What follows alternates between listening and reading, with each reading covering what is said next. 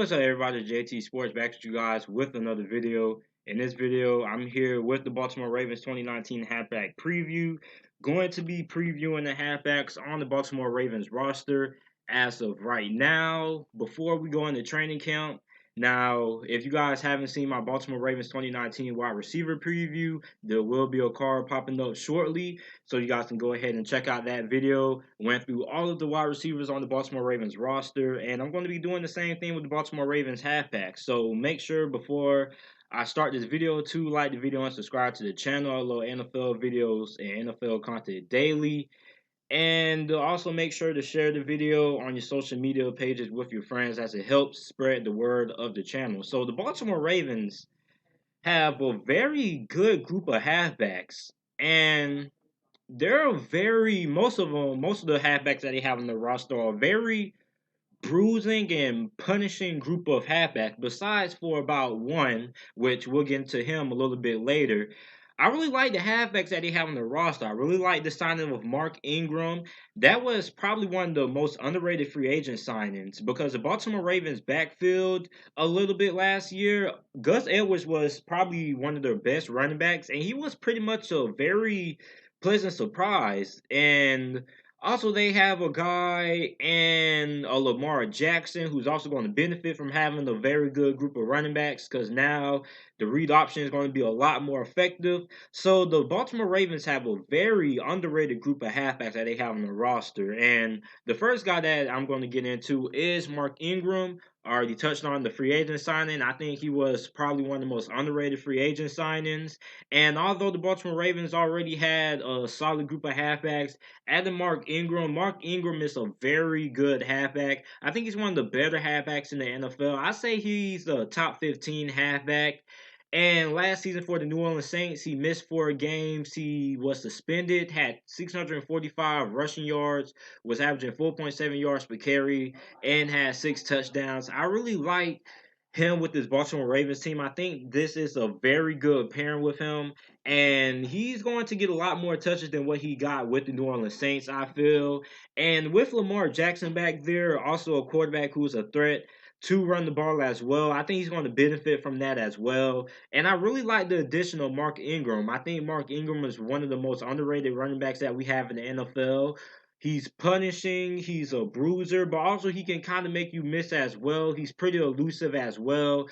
And he gets you a lot of yards after contact as well. So I really like Mark Ingram a lot. He's one of the most underrated running backs that we have in the NFL. Next up, we have Lance Turner. Now, Lance Turner was an undrafted free agent by the Baltimore Ravens in 2018 out of Acorn State. He was on their practice squad until he got moved up to their 53-man roster. But then in September, he ended up suffering an injury, I guess, which ended up getting him placed on the Baltimore Ravens injury reserve. He played in one game versus the Pittsburgh Steelers. He had one carry for 4 yards and was averaging 4 yards per carry. So I don't really know much about Lance Turner. I was trying to find some research on him, some more information, but I couldn't really find a lot of information on him. But he does have pretty good size, so I'm just taking it that he's another power back, another bruising back to add on to this Baltimore Ravens halfback core.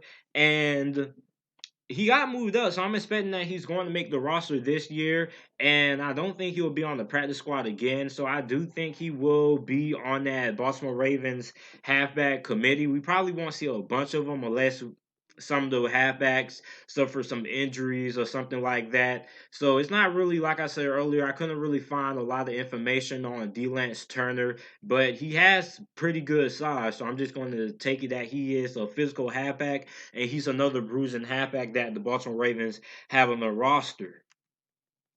Next up, we have Gus Edwards, who was one of the biggest surprises in the NFL, and I actually picked him up on my fantasy football team. And last season, he had 718 rushing yards, was averaging 5.2 yards per carry, and had 2 touchdowns. And him and Lamar Jackson were very good. He was actually very good when Lamar Jackson became the starter. Really benefited from Lamar Jackson and his running ability.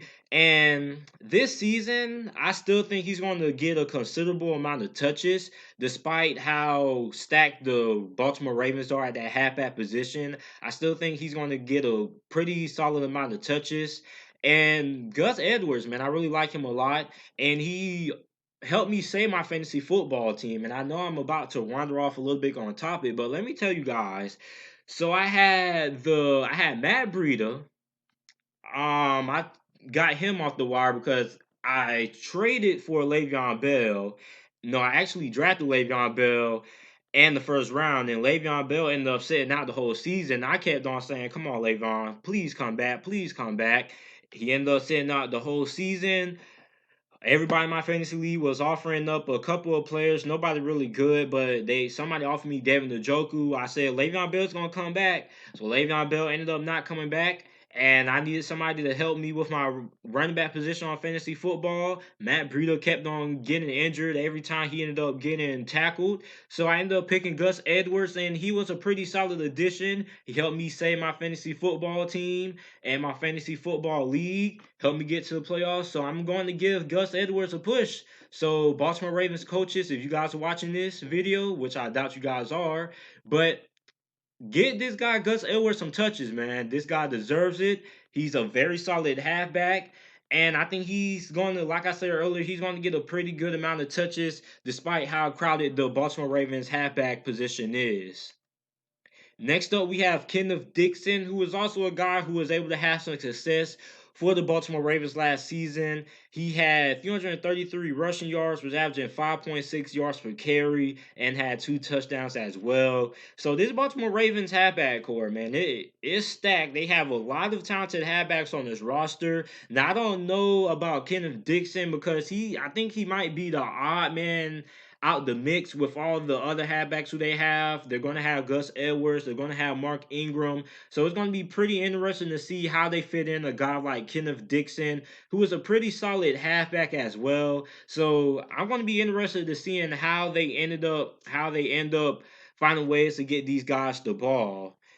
The next guy that we have on this list is Justice Hill, who they drafted in this year's NFL draft. Now, he's different from all of the other halfbacks who the Baltimore Ravens have on their roster. Now, he's mostly a guy who is a very, very fast halfback. He can also catch passes out of the backfield as well. He can also run in between the tackles, but he is a threat to take it to the house every single time that he touches the ball, and he's a very good addition to this Baltimore Ravens team. He's that change of pace back, and he's very different from all the other halfbacks. Unlike all the other halfbacks, he's probably the best receiving back who they have on the roster, and probably the fastest halfback who they have on their roster. So he's a change of pace back, gives them that speed factor that they want back there behind Lamar Jackson. And it's going to be interesting to find how the Baltimore Ravens get him involved as well.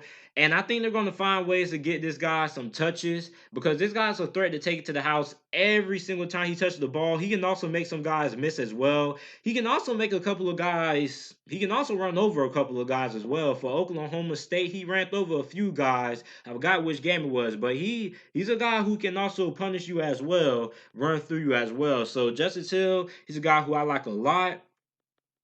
The next guy that we have halfback Tyler Irvin. Now, Tyler Irvin played for the Houston Texans for the last couple of seasons, and mostly he was just used as a punt returner and a kick returner. He's a very fast guy as well, very shifty. I don't think he's going to get many touches as a halfback for the Baltimore Ravens unless three or two of these guys go down with injuries, and I don't even think he'll make the roster. If I'm being honest, I always want to be positive, but I think if he makes the roster, it's just because he'll be a good punt returner or a kick returner. But I really can't see him making the roster considering how stacked that the Baltimore Ravens are at that halfback position. But he is a guy that's pretty shifty. He also has pretty good hands as well, but he's just a guy who's mostly a good punt returner and kick returner. And I like Justice Hill as a guy who could return punts and kicks for the Baltimore Ravens, but I just don't really see him making the roster. And if he does make the roster, he'll probably just be a guy who contributes